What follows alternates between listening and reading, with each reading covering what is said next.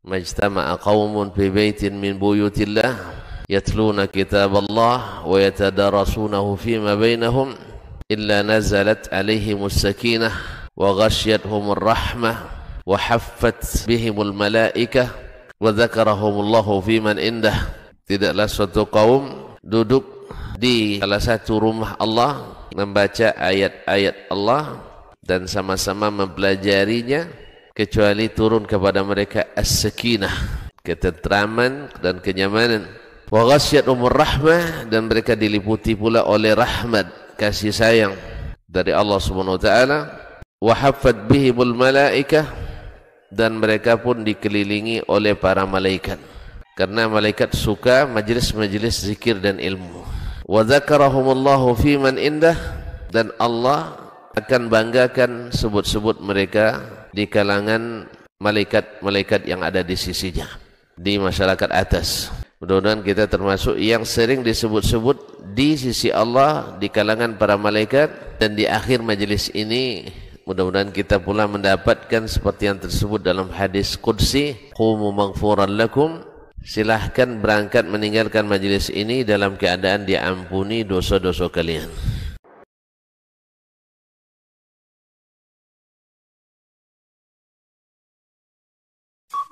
Dr. Dasman Yaya Ma'ali LCMA Hafizahullah, Dr. Helmi Basri LCMA Hafizahullah, Dr. Hidayatullah Ismail LCMA Hafizahullah.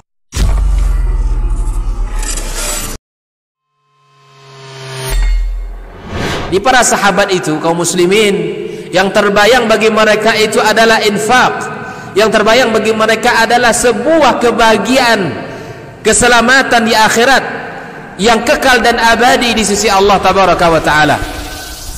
Semua kita boleh klaim sekarang. Kamu cinta Nabi? Cinta Ustaz. Cinta Nabi? Cinta Ustaz. Termasuk saya.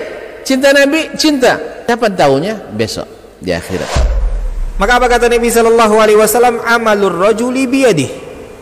Penghasilan yang terbaik adalah pekerjaan yang dilakukan oleh seseorang dengan tangannya sendiri. Wa kullu bai'in mabrur, dan setiap jual beli yang mabrur. Ini aktivitas ini membantu saya di akhirat atau akan menyulitkan saya di akhirat? Kalau seandainya perbuatan itu ternyata akan menyulitkan kita di akhirat kelak, tinggalkan perbuatan itu.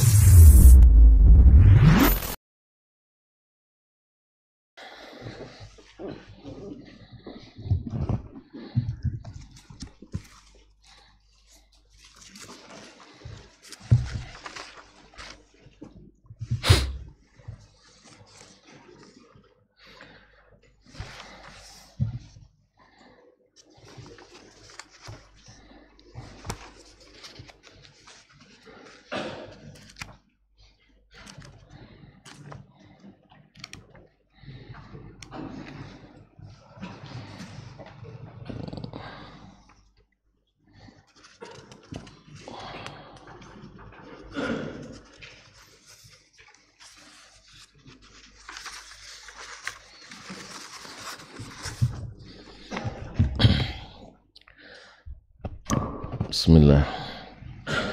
Assalamualaikum warahmatullahi wabarakatuh. Alhamdulillahi rabbil alamin, wa bihi nasta'in ala umurid dunya waddin. Thumma assalatu wassalamu ala nabi al-karim as-sadiq al-amin, nabiyyina wa sayyidina Muhammadin wa ala alihi الطيبين وأزواجه الطاهرات أمهات المؤمنين وأصحابه الكرام الغر الميامين والتابعين لهم بإحسان إلى يوم يمتاز فيه أصحاب الشمال عن أصحاب اليمين. ثم أما بعد فأوصي نفسي وإياكم أيها المسلمون وأيتها المسلمات بتقوى الله عز وجل رب الأرض والسماوات فإنه قد فاز المتقون. يا أيها الذين آمنوا اتقوا الله حق تقاته ولا تموتن إلا وأنتم مسلمون. Bapak dan ibu-ibu, kaum muslimin, kaum muslimat yang dirahmati Allah Subhanahu wa taala. Alhamdulillah, dengan izin Allah kita kembali bisa berada di tempat yang disucikan ini, di salah satu masjid yang merupakan tempat yang paling dicintai Allah. Alhamdulillah, dengan taufik dan hidayahnya serta ma'unah dan inayahnya, kita rela melangkahkan kaki, mengayunkan tangan, insya Allah dengan ketulusan hati, dengan niat yang suci menggapai ridha ilahi. Oleh itu patut kita bersyukur kepadanya di saat ramai yang tidak mendapatkannya, kita diberikannya. Mudah-mudahan nikmat ini tak semakin berkurang tapi semakin bertambah, yang membuat kita senantiasa bertambah bersyukur kepadanya. Selanjutnya salawat dan salam kepada baginda Nabi alaihi salatu wassalam,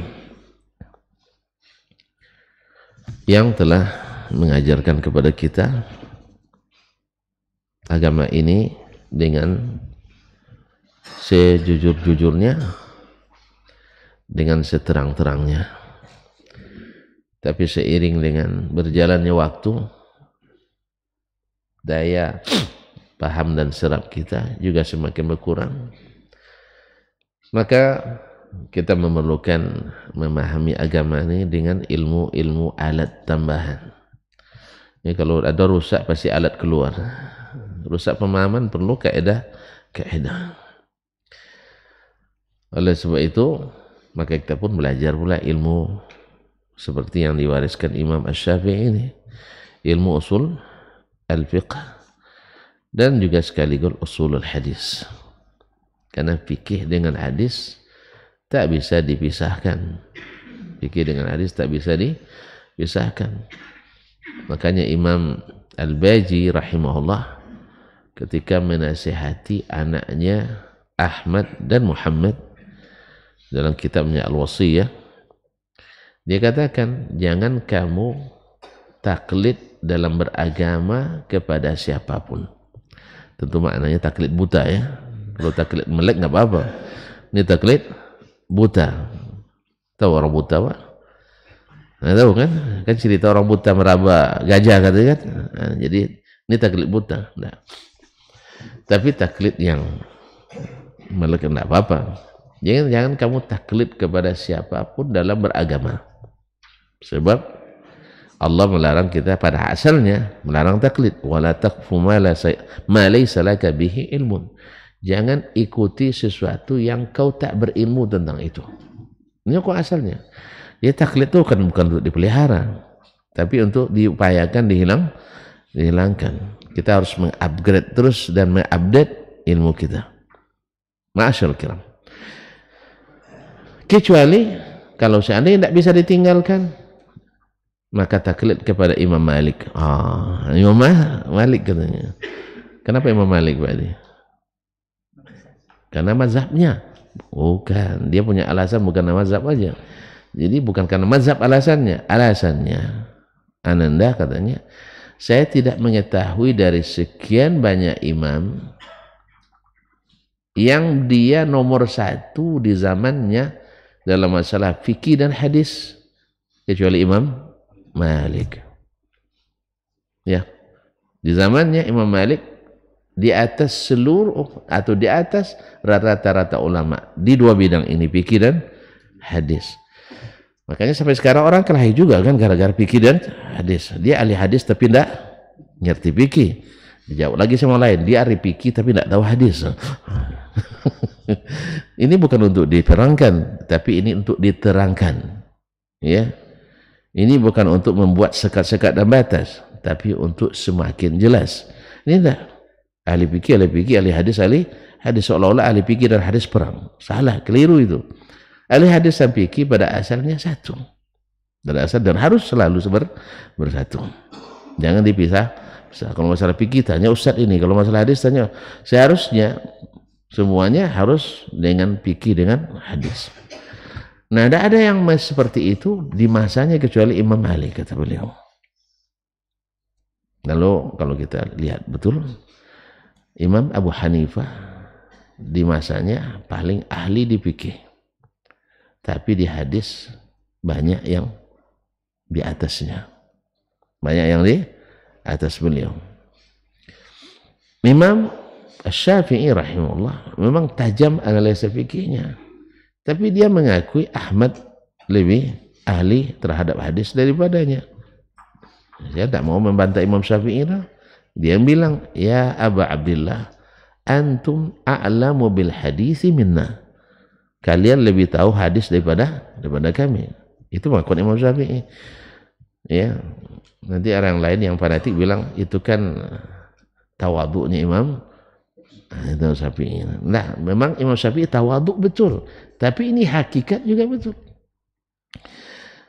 Kalau tuan-tuan mani-mani kan jelas sekali, Imam Ahmad punya musnad dengan terbitan terakhir hanya 50 jilid Ustaz ya.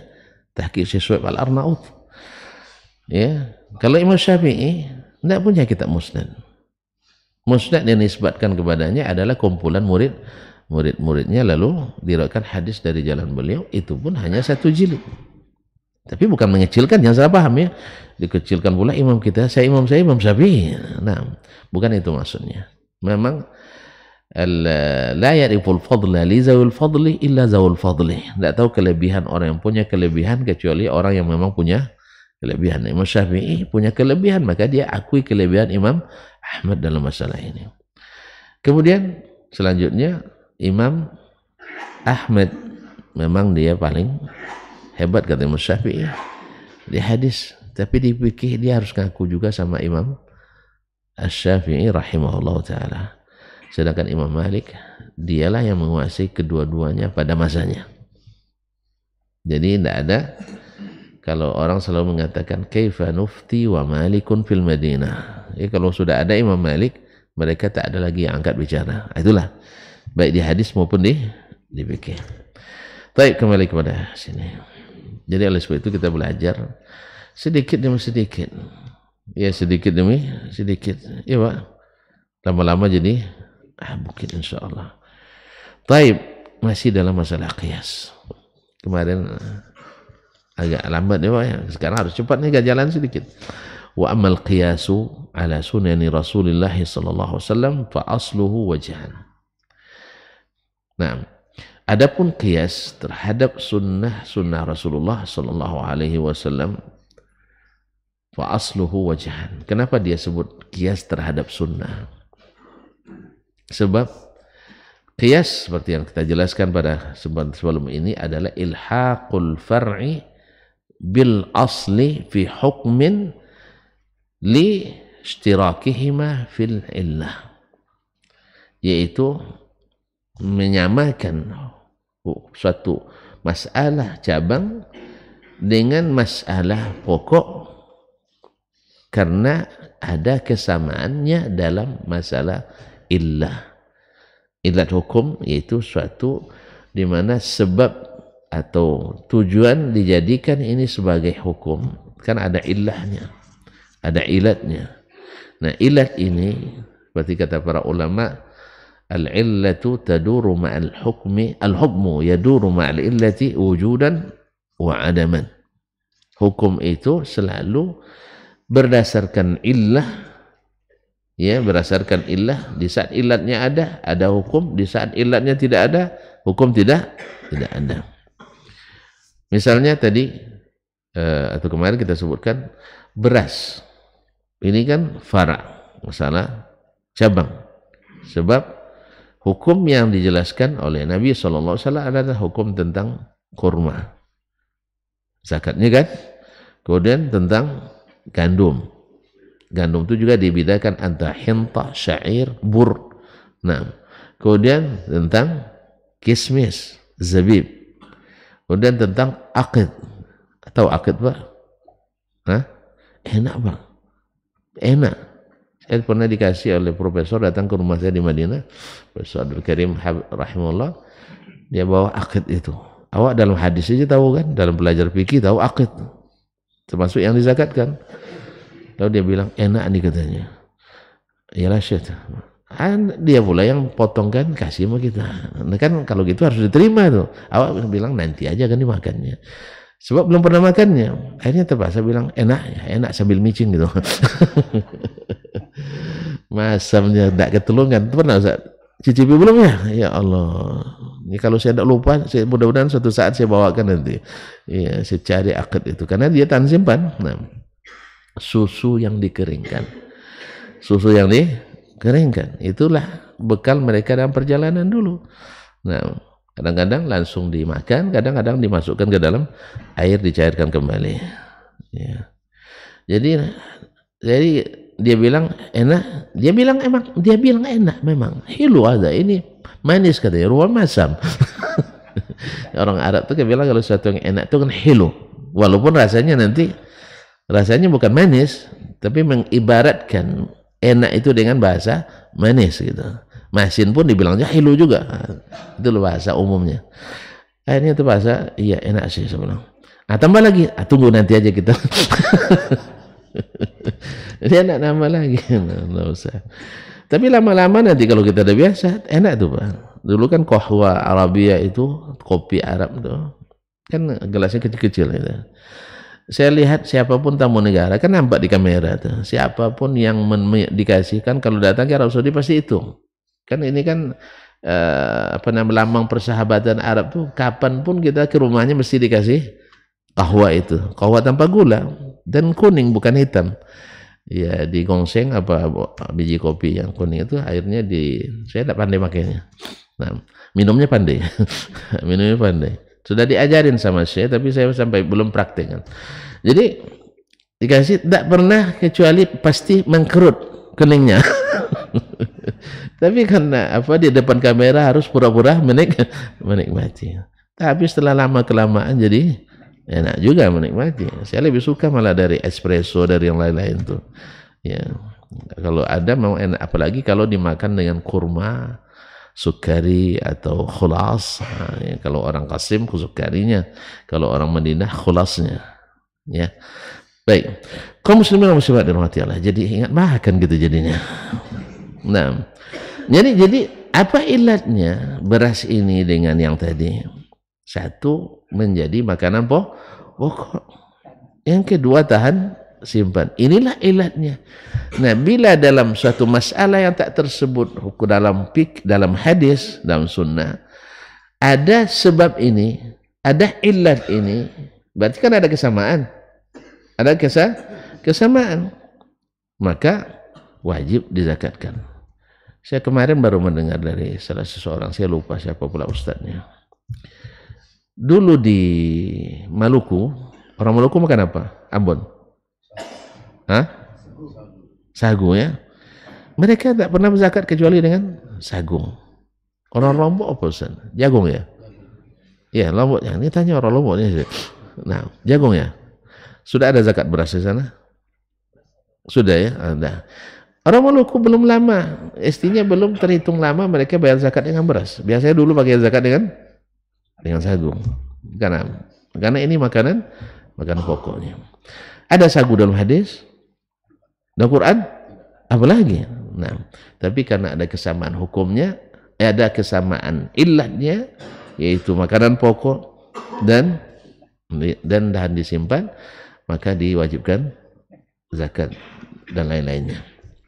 Jadi disamakan hukum yang tak tersebut dalam hadis atau dalam Al-Quran dengan yang tersebut hukumnya dalam hadis atau Al-Quran. Nah sekarang kenapa Imam Syafi'i mengkhususkan dengan qiyas ala sunnah? Seolah-olah beliau wallahu alam ingin juga meyakinkan kita, karena di sana ada orang yang berpendapat bahwa hukum yang tak tersebut dalam Al-Quran tapi hanya tersebut dalam hadis, dia tidak dianggap sebagai hujjah minal asl. Jadi hukum yang tak tersebut dalam Al-Quran hanya dalam hadis tersebut hukumnya, itu tidak dipakai hujjah karena disebut ziyadah ala nas. Ya, tapi jumhur tetap mengatakannya hujjah. Nah, Imam Syafi'i jangankan secara hukum asal, hukum fara' pun dikiaskan kepadanya. Nah, jelas. Jadi jangankan untuk yang hukum asal, yang hukum fara' pun kias pun berlaku kepada sunnah Nabi sallallahu alaihi wasallam. Jelas ya? Sebab kalau seandainya ada hukum yang hanya terbelah hadis, tidak berlaku kias padanya, maka kaum muslimin dan muslimat, kalau di hukum asal saja tidak dijadikan hujjah, tentu tidak bisa dikiaskan kepadanya. Seperti kita banyak mengkiaskan masalah kepada amalan manusia, itu tidak benar. Ya, si fulan aja mengerjakan, itu bukan dasar hukum. Ya, bukan dasar hukum. Ramai orang melakukan, bukan dasar hukum. Sebab apa? Tidak ada hukumnya dalam Al-Quran bahwa yang paling ramai itu yang benar. Tidak. Bahwa kalau diamalkan oleh manusia itu pasti benar, tidak. Yang diamalkan manusia ada benar, ada salah. Kadang-kadang kan alasan kita al-adatu muhakkama. Adat istiadat itu jadi dasar hukum. Subhanallah, bukan. Adat istiadat itu bukan muhakkima, tapi muhakkama. Apa makna muhakkamah? Dia ditetapkan hukumnya karena tidak bertentangan dengan syariat. Bila bertentangan, maka adat istiadat tidak boleh diteruskan. Kalau bertentangan dengan agama. Nah, karena kita dituntut untuk menyesuaikan kebiasaan kita, adat istiadat kita, tradisi kita dengan agama. Kalau kita beriman. Kalau orang tidak beriman, itu urusan mereka. Kita kan orang-orang beriman. Nanti kalau seandainya agama harus menyesuaikan, itulah yang terjadi nanti. Ya, boleh sesajen, ya sesajen nak musim panen misalnya, sesajen ke Dewi Sri. Orang mana dia? Oh, pagi Dewi Sri. Kalau sore Dewi Sra. Nah, ini kayaknya datangnya memang kalau dari sisi namanya memang alamatnya memang di Jawa kayaknya ya. Di sana agak jarang di sini. Kalau kami dulu Induk Nasi namanya. Jadi lucu-lucu kerapat dulu. Jadi kalau ada anak perempuan ya nanti bertukak kakinya atau mimpi dia bertemu dengan nenek-nenek, itu disebut ini anak barokah ini. Anak barokah. Ya, nanti kalau tanam padi di saat dia sedang ini itu padinya menjadi itu. Ada juga kerabat dulu. Nah, tapi tak ada sesajennya, saya tidak tahu. Jadi tapi ada sesajen. Nah, supaya tradisi ini tidak ditinggalkan, kalau orang lain baca mantranya, misalnya agama lain pakai mantra begini, umat Islam diganti mantranya. Nah, dengan salatullah misalnya, salamullah misalnya, atau diganti dengan tahlilan dan lain-lainnya. Ya, akhirnya menjadi syirik islami. Nah, jadi syirik islami jadinya, atau syirik syariat. Itu masalahnya. Ya, ada yang mengatakan itu, ada tokoh nasional yang mengatakan itu. Jadi jangan kita secara otomatis menyetop semua kebiasaan kearifan lokal itu. Bisa diislamisasi semuanya itu. Ini bisa diislamisasi. Jadi nampaknya Allahu a'lam dia menganggap memang dasar pikirannya agama itu adalah produk budaya. Itu masalahnya. Agama itu produk budaya. Jadi Nabi dulu berdakwah di kalangan Arab sesuai budaya Arab. Padahal Abu Jahal menolak Nabi karena tidak sesuai dengan budaya Arab. Nah, jadi mana yang lebih pintar? Orang liberal atau Abu Jahal? Hah? Ya kayaknya sama gurunya. Nah, Abu Jahal bilang Muhammad dakwanya tak sesuai dengan kearifan lokal. Makanya ditolak. Nak merubah-rubah agama kita, nak merubah-rubah adat istiadat kita, kan itu bahasa orang Quraisy itu. Al-Quran yang abadikan, wa idza qila nuttabi'u ma anzalallah qalu bal nattabi'u ma alfaina alaihi aba'ana. Dikatakan ikut yang apa yang Allah turunkan, tidak, kami ikut apa yang kami warisi dari nenek moyang. Itulah kearifan lokal. Jadi Nabi dianggap tidak menyesuaikan dengan kearifan lokal. Lalu datang orang liberal sekarang mengatakan Islam itu sesuainya dengan budaya Arab. Berarti sama dengan Abu Jahal juga cara pikirnya. Semua tidak sesuai dengan kearifan lokal harus ditolak. Ya, dan tujuannya sama juga. Dianggap radikal, memaksakan. Antum pernah maksa kan? Tidak pernah maksa kan? Kan tidak pernah maksa. Buktinya Pak Edi kan tidak pernah membuarkan kajian. Pernah membuarkan kajian kan tidak kan? Alhamdulillah. Ada membuarkan kajian? Hah? Tidak kan? Berarti tidak ada yang maksa kan? Cuman menyampaikan dengan hujah itu adalah hak setiap manusia. Hak asasi manusia. Nah, baiklah kaum muslim, balik ke kaji kita. Allah musta'an. Jadi menyamakan ilhaqul far'i bil asli lishtirakihima fil illah, yaitu menggabungkan atau menyamakan ilhaq, yaitu menghubungkan antara sesuatu cabang dengan pokok karena ada kesamaan illatnya, kesamaan di antara keduanya fil illah. Nah, qiyas ini Imam Syafi'i mengatakan fal asluhu wajhani. Secara garis besar qiyas itu adalah terbagi dua. Yang mana disebut dengan istilah para usuliyin dengan istilah al-qiyasul awal itu adalah apa namanya, qiyas ala al-qawaidil ammah, yaitu mengkiaskan pada kaedah-kaedah umum, yaitu menggabungkan suatu masalah ke yang umum, kaedah-kaedah umum. Dan yang kedua adalah qiyasul illah, yaitu qiyas berdasarkan ilatnya. Nah, ma'asyarul kiram dirahmati Allah, kemarin sudah kita sebutkan itu. Hah? Iya, baru satu kemarin, yaitu qiyas berdasarkan kaedah-kaedah umum, yaitu menggabungkan sesuatu ke kaedah umum. Al-aslu fil asya' al-ibaha, misalnya al-aslu fil ibadat al-hadar illa ma dalla dalilu ala dzalik. Qultu, saya katakan kata Imam Syafi'i, qala wa ma huma, yang bertanya mengatakan apa keduanya itu. Qultu, lalu saya katakan, innallaha ta'abbada khalqahu fi kitabih.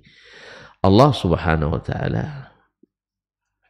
menjadikan hambanya beribadah kepadanya dalam kitabnya, wa ala lisani rasul nabiyhi, dan juga dalam sunnah rasulnya, nabinya sallallahu alaihi wasallam, bima sabaqa fi qada'ihi yata'abbadahum bihi, karena apa yang sudah ditetapkan sebelumnya olehnya yang menjadi alasan mereka beribadah kepadanya, atau tujuan atau sebab mereka beribadah kepadanya, walima sya'a, dan mengikut apa yang dia kehendaki, la mu'aqqiba li hukmihi, tidak ada yang bisa mengulas, atau tidak ada yang bisa ta'qib, itu mengulas atau mengomentari atau memperbaiki.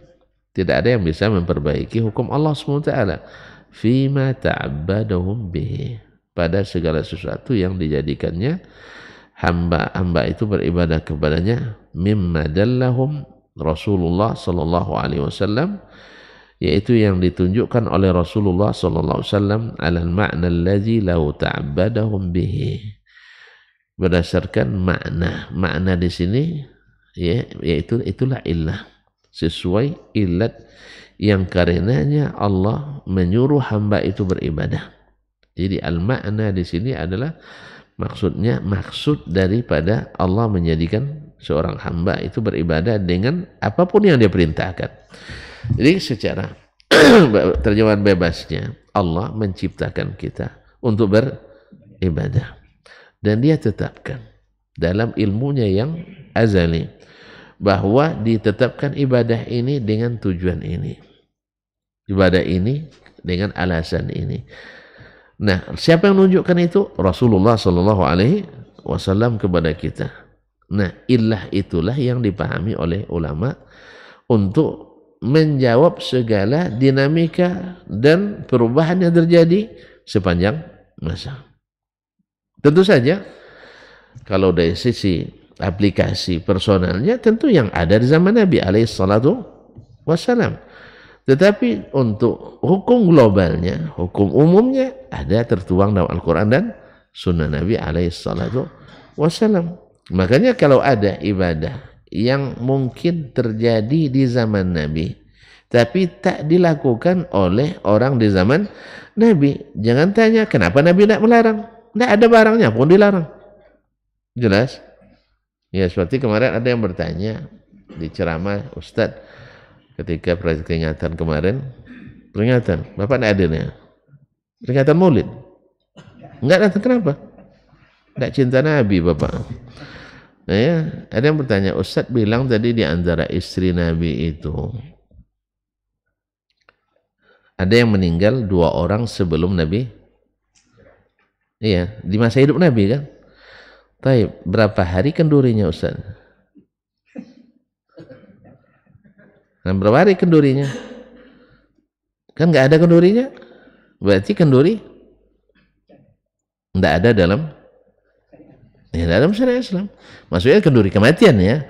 Nah, jangan maksudnya tidak ada makan-makan sama sekali Pak ya. Nanti Bapak tidak ada undang-undang saya ke rumah.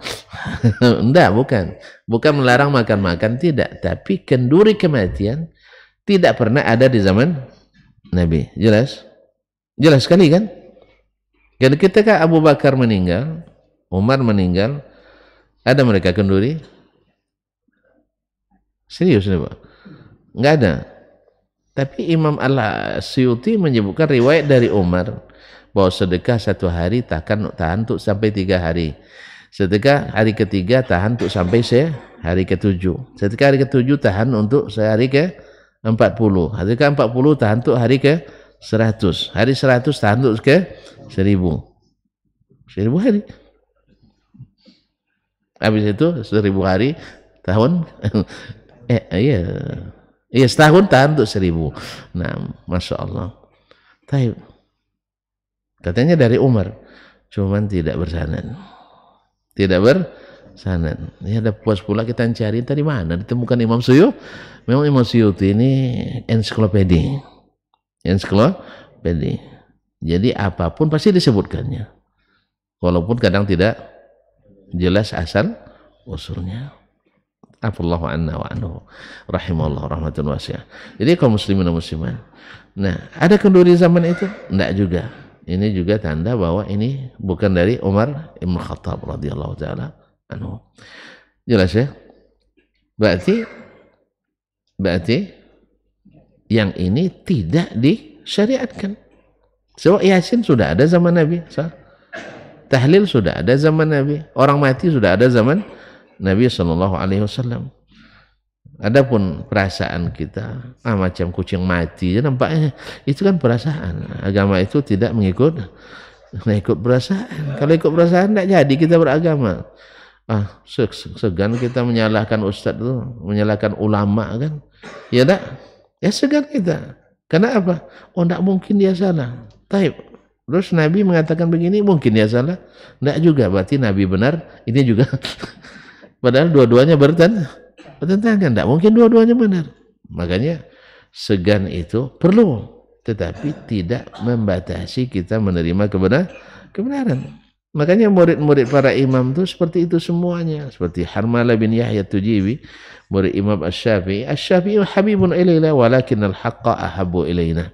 Imam Syafi'i itu kami cintai. Tidak ada kita ragu daripada cinta mereka. Awak cerita cintanya. Ya kan? Pas sesuai nafsu ikut Imam Syafi'i, kalau enggak kalau sesuai dengan keinginan mazhabnya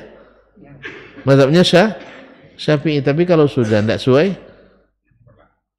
macam-macam enggak nampak aja kan. Macam-macam enggak nampak, kentolak enggak berani juga. Cuman macam-macam enggak nampak. Itu kan sesuai di masa Imam Syafi'i. Itu lagi masa Imam Syafi'i. Kalau masa kita enggak sesuai lagi. Itu aja. Baik, kaum muslimin dan muslimat dirahmati Allah SWT. Jadi Allah menciptakan manusia dan menyuruh mereka beribadah dengan tujuan-tujuan yang karenanya dijelaskan oleh Nabi alaihissalatu wassalam. Taib. Oleh sebab itu dari sini wallahu alam dipahami oleh sebagian pensyarah Imam Asy-Syafi'i rahimahullah berpendapat bahwa illah itu harus ada dalam setiap hukum. Harus ada dalam setiap hukum. Karena ada kaidah al-hukmu yaduru ma'al illati wujudan wa adaman. Nah, kemudian juga illah itu mesti dijelaskan oleh Rasulullah sallallahu alaihi wasallam. Atau sebagian ulama menistimbat illat itu walaupun tidak sharih disebutkan oleh Nabi alaihi salatu wasallam. Sehingga ada illah yang mustamad, illah yang sarihah, ada illat yang jelas disebutkan oleh Nabi SAW, dan ada illat yang diistimbat oleh para ulama. Nah, taib au wajaduhu fil khabari anhu, atau mereka dapatkan dalam khabar, yaitu hadis dari Nabi SAW, lam yunzal fi syai'in fi mithlil ma'na alladhi lahu ta'abbada khalqahu, dalam khabar tapi tidak diturunkan ya di dalam sesuatu pun ayat fi mithlil ma'na yang mengandung illat alladhi lahu ta'abbada khalqahu, yang karena itu dia menjadikan amal itu sebagai sarana atau sebagai ibadah hamba kepadanya. Wa wajaba ahlil ilmi ayyuslikuhu sabila sunnah.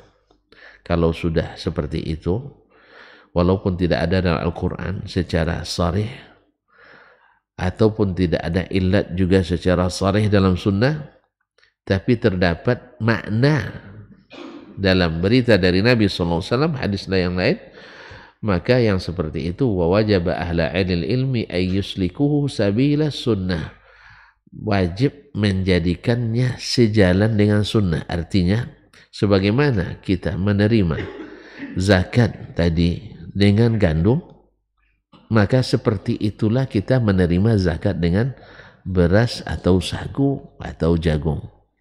Nah, artinya kalau pakai gandum sunnah, pakai beras juga disebut dengan sunnah. Jelas? Kalau pakai onta sunnah, pakai alphard juga alphard saja sih. Nah, Innova masuk, Avanza masuk, Honda masuk. Nah, jelas ya? Apa sebab? Karena ilahnya adalah kendaraan untuk memudahkan. Maka oleh sebab itu ini termasuk sunnah. Maka saya katakan tidak ada beda. Mikrofon ini tidak ada beda. Kendaraan juga tidak ada beda. Semuanya sudah ada disebutkan oleh Nabi SAW. Misalnya untuk seluruh masalah perkakas dunia kita, Nabi sudah bukakan pintu seluas-luasnya. Antum a'lamu bi umuri duniakum. Dah sudah dia buka. Makanya kalau ada yang bilang mikrofon bid'ah, suruh bisik-bisik aja Ustaz. Siapa yang bilang bid'ah? Kita bilang ini sunnah. Ya wajib alil ilmi asliku sabila sunnah. Wajib bagi ulama memasukkannya sebagian bagian dari sunnah. Apa sebab? Nabi yang menyunahkan bahwa masalah perkakas kehidupan antum a'lamu bi umuri duniakum. Masalah kendaraan, naik mobil, naik kereta, ada yang naik kereta ke masjid. Di rumahnya ke masjid naik kereta. Ada apa? Orang Ocu naik kereta nih. Karena di Ocu itu sepeda namanya kereta. Nah, kalau pindah ke Malaysia kereta jadi mobil pula. Nah, jadi kaum muslimin ada orang naik kereta ke masjid? Ada. Ada dalam hadis? Tidak. Secara nama kereta itu enggak ada. Tapi bahwa hukum ini ilahnya sama dengan onta yang ada zaman Nabi SAW, dan jadi Nabi menjadikannya terbuka untuk kita. Jelas Pak? Kemudian untuk kendaraan bisa dibaca dalam kitab Al-Inara fi Adabi Rukubis Sayyara dari Hakim At-Tirmizi, atau riwayat Hakim At-Tirmizi disebutkan Nabi SAW mengatakan sayati ala ummati zamanun yarkabuna min dakhili marakibihim. Suatu saat nanti umatku akan naik kendaraan dari dalam. Nanti mobil sudah ada dalam hadis, sudah ada. Sebab unta nggak ada orang melubangi perut unta masuk dalam, nggak ada. Ya nggak ada. Nah, kemudian ayat juga jelas, wal khayla. Nah, lanjutkan Pak. Wal khayla wal bighala wal hamira litarkabuha wa zina wa yakhluqu ma la ta'lamun. Allah ciptakan untuk kalian kuda, khayl, wal bighal, bagal, peranakan kuda dengan keledai. Kemudian wal hamir, keledai murni, bukan peranakan. Litarkabuha, untuk kalian jadikan kendaraan. Masa itu yang kendaraan yang tersedia. Wazina, dan sebagai perhiasan. Orang memiliki kendaraan banyak itu kadang untuk menghiasi dirinya. Ya enggak? Sebenarnya misalnya di rumah tuh hanya 3 orang misalnya, tapi mobilnya 5. Untuk apa? Zina. Woi, bapak tuh mobilnya banyak. Berarti nikmat padanya banyak. Boleh apa tidak? Yang enggak punya mobil bilang enggak boleh. Yang enggak punya mobil pasti bilang enggak boleh. Memang dihukum orang enggak punya mobil 5, utang semua, mubazir. Jelas? Tapi bagi orang yang memiliki harta, dia memang perlu juga untuk ke pasar, ini mobilnya. Makanya orang Arab tuh mobilnya Land Rover untuk ngangkut kambing. Yang 3,6 miliar itu dibawanya ngangkut kambing. Sampai protes orang pabriknya. Ini kami ciptakan bukan untuk ngangkut kambing. Ini mobil mahal 3 miliar lebih, kalau tidak salah saya. Iya ya. Nah, awak dengar aja miliar itu kayak apa modelnya. Makanya saya kalau ngajar selalu bilang tidak pakai miliar, pakai ribu. Jadi 3 miliar saya baca 3.000, ribu. Biar tidak banyak betul. Ya kan saya tidak pernah nengok miliar itu, tidak pernah. Kecuali di kertas. Kalau duit kertasnya belum pernah. Nah, lewat depan mata sering lah. Lewat depan mata sering. Menandatangani sering. Iya, menanggung jawab aja Pak. Menanggung aja. Iya. Kemudian bagian terima kasih. Diterima kasih sama orang. Allah musta'an. Baik, kaum muslimin dan muslimat, sampai situ kitanya. Kendaraan. Kan lupa tuh tadi. Kan kendaraan itu fungsinya untuk dinaiki atau untuk menambah harga diri, perhiasan, wazina. Allah halalkan, kenapa kita haramkan? Nah, walaupun untuk mana yang lebih baik itu urusan lain itu. Bagi dia mungkin baik. Sebab apa? Di saat diperlukan kendaraannya bisa dipakai untuk nyambut tamu, untuk dakwah, untuk pokoknya angkut kambing pun bisa dipakai. Nah, coba bayangkan. Jadi itu kaum muslimin. Jadi kalau orang dosa seperti ini, mobil mahal sudah bisa dikendarai oleh siapapun, kambing pun boleh naik, kan enggak masalah kan? Enggak masalah. Ini yang masalahnya adalah mobil banyak tak pernah dipakai, dipajang saja. Itu yang mubazir kita. Tapi kalau dipakai, kalau pergi ngaji ini, pergi ke pasar ini, pergi nengok kebun ini. Nah, di samping itu juga nikmat itu juga dibagi dengan orang lain yang butuhkan. Di masjid ini ada 5.000 sak semen masuk. Misal, ini masjid besar Pak, bukan masjid kecil. Misalnya di musalla ini ada begini. Di lingkungan ini sekian janda pula di apa bahasa yang tepat, dipelihara, lain juga bunyinya. Disantuni. Nah, ini kadang-kadang salah bahasa kita bahaya. Nah. Disantuni Pak ya. Nah, disantuni anak yatim dan sebagainya. Kalau sudah begitu untuk apa lagi? Makanya saya ceritakan dengan tuan-tuan dan perempuan, kami punya dosen, tapi tidak dosen saya, dia fakultas syariah. Dia boleh dikatakan pengusaha properti terbesar juga di Madinah masa itu. Dia mengajar karena semata-mata untuk menyalurkan ilmunya. Dia tidak ngambil gaji lagi. Ya sudah begitu. Beliau itu orang baru inden mobil, dia ada sampai mobil ke dia. Ayo kan. Jadi mobil secanggih apapun sampai ke dia. Cuman mobilnya bagi dia itu tidak di mata tidak di hatinya. Mungkin di mata juga tidak, biasa bagi dia. Kalau kita mobil bagus, geser dikit orang, jangan gitu. Ini enggak. Ini siapa aja boleh masuk. Ya. Di kantornya dia sengaja bawa orang-orang yang cacat-cacat bekerja di situ. Orang cacat, cuman dulu kerjanya kan. Maksudnya apa? Supaya orang ini punya izzah, punya gaji. Kan beda dengan orang yang ngemis, sudahlah cacat, ngemis pula. Sah? Sudah dia cacat misalnya ngemis pula, tentu tambah turun harganya. Menurut pandangan manusia. Di sisi Allah kan enggak. Kita bicara tentang di mata manusia. Maka dia sengaja angkat orang-orang itu kerjanya duduk-duduk aja tengok. Akhirnya digaji, senang dia, diberi oleh syekh, tapi dalam bentuk gaji. Kemudian pas hari-hari tertentu dapat ada tunjang. Jadi bukan tunjang tulangnya banyak kan. Ini tambahan gitu nih. Iya. Jelas ya. Ini orang ini menikmati, subhanallah. Subhanallah, makanya air mukanya jernih terus, rahimahullah ta'ala. Di antaranya beliau itu kalau bagi zakat bukan umumkan datang ke rumahnya, dia ngantar ke rumah-rumah orang yang membutuhkan itu. Yes, ya? Awak kalau kita enggak, pengumuman zakat dibagikan tanggal sekian, antri, rupanya isi 25.000 cuma, sampai biasa-biasa. Kamu muslimin muslim, padahal ya, ini memang lain beda, lain padang lain lain lubuk lain pula ikannya.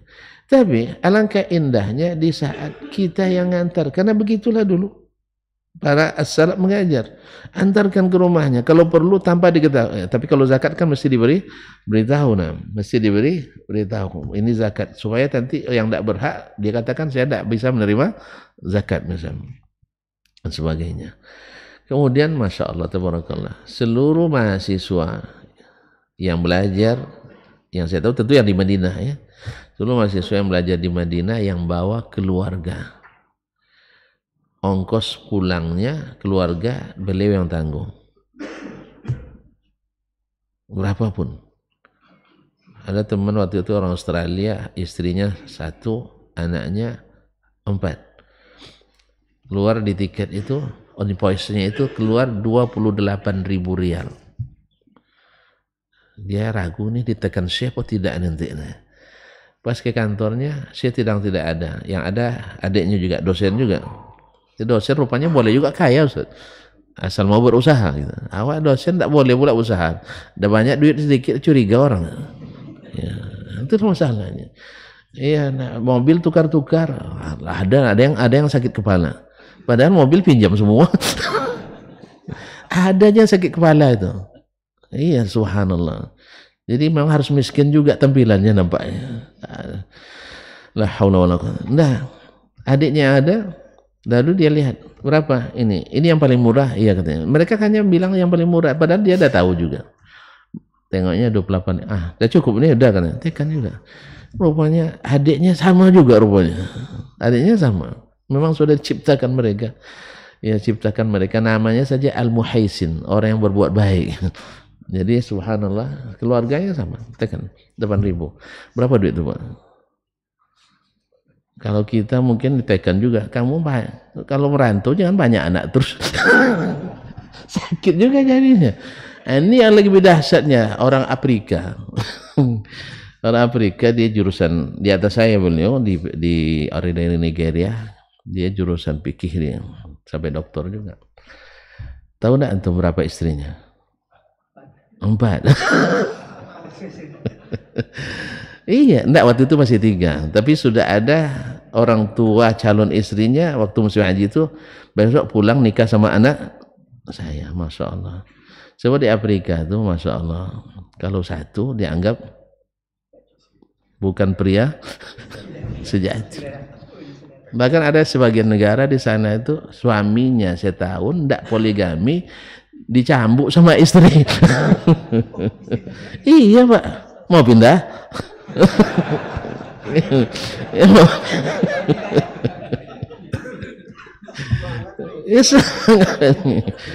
Jadi subhanallah ini. Jadi Bapak, nah pergi lagi ke Syekh, Masya Allah. Anaknya berapa ya? Pokoknya di atas 10 anaknya. Kira-kira berapa itu? Kalau tadi 28.000 ke Australia. Kira-kira berapa, Pak? Bayangkan aja. Tetap di ACC oleh beliau.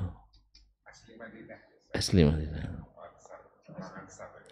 Oh enggak, kalau aslinya beliau kalau dia lihatnya dari Najd, dari Qasim. Nah, cuman tinggal di Madinah. Hah? Insya Allah. Ada enaknya, ada tidaknya. Semua di dunia ini semua ada enak, ada tidaknya. Tapi enaknya lebih banyak. Sama. Di rumah pun ada. Di rumah pun ada enaknya, ada juga kurang enaknya. Tapi enaknya lebih banyak. Maka pelihara, ingat yang enak-enak, lupakan yang tidak enak. Nanti saya cerita lagi panjang nanti, Pak. Nah, ya soalnya dimanapun pasti ada kebahagiaan, ada yang perusaknya, pasti ada. Cuman kita orang yang baik bukan mengingat yang buruknya, tapi ingat yang baiknya. Dan biasanya dominan adalah yang baiknya. Alhamdulillah. Jelas ya, masa Nabi aja juga ada yang melanggar kan, apalagi di masa sekarang. Nah, cuman seburuk-buruknya mereka mungkin masih jauh di atas kita dari sisi kebaikan. Ya tak? Nah, alhamdulillah kemarin kan Islamic Center Jakarta terbakar. Alhamdulillah. Pasti orang kaya Indonesia ada pada dengar semuanya. Tapi belum ada yang tertarik kan? Tapi ketika MBS datang kemarin, dia bilang saya yang tanggung untuk merenovasi kembali semuanya. Alhamdulillah. Jadi ada orang yang sekali dengar langsung nyala sinyalnya. Ada yang sudah dengar, kan pemerintah kan banyak duitnya, gitu. Jadi serahkan lagi ke pemerintah. Ala kulli hal, itu rezeki beliau. Mudah-mudahan kita juga tidak kurang pula dari itu kan. Nah, baik kaum muslimin dan muslimat. Nah, sesuatu yang semakna, yang satu illah, tidak ada tersebut dalam sunnah hukumnya, tapi ada hukum yang sepadan dengannya disebutkan sunnah. Kata Imam Syafi'i, wajaba ala alil ilmi asliku sabil sunnah. Itu sama hukumnya dengan yang ada dalam sunnah. Tidak boleh ragu. Nah, contoh, tidak usah tambah contoh, nanti kan ada contoh. Idza kana fi ma'naha, apabila maknanya semakna di sini maksudnya apabila ilatnya sama. Wa hadzal ladzi yatafarra'u tafarru'an katsiran. Yang kias seperti inilah yang banyak cabangnya. Payah membatasinya. Jadi kias berdasarkan illah. Yang pertama kias yaitu mengembalikan masalah ke kaidah umum. Kaidah umum, hukum asalnya ini halal, maka dikiaskan ke situ. Itu kias, ini tidak banyak cabangnya. Yang kias yang banyak ikhtilafnya pada kiasul illah. Kiasu al-illah. Dan kadang-kadang ulama saja dalam mengaplikasikan seperti yang disebut oleh beliau nanti di akhir-akhir dari kitab ini, bisa dilihat di Faqrah atau alinea 1536, mulai dari situ beliau mengatakan memberikan contoh seperti orang yang membunuh dengan tidak sengaja. Membunuh tidak sengaja. Apa hukumnya? Dibunuh juga? Qisas? Enggak, dia bayar diat. Diatnya siapa yang tanggung? Al-aqilah. Al-aqilah disebut al-aqilah. Nah, penterjemah lama dulu kitab Ar-Risalah disebut al-aqilah, perempuan yang berakal. Yang penterjemahnya enggak mendalami ilmu usul fikih, jadi dibilangnya al-aqilah, perempuan berakal. Pada dalam al-aqilah itu tak masuk perempuan, tapi asabah ar-rajul minaz zukur. Asabatu ar-rajul minaz zukur, yaitu hanya laki-laki saja. Yang keturunan bagian perempuan atau asal yang bagi perempuan tidak masuk dalam al-aqilah, yakni asabah minaz zukur, ayah, datuk, kemudian anak, cucu, paman, kandung, paman sebapa, paman seibu tidak. Jelas?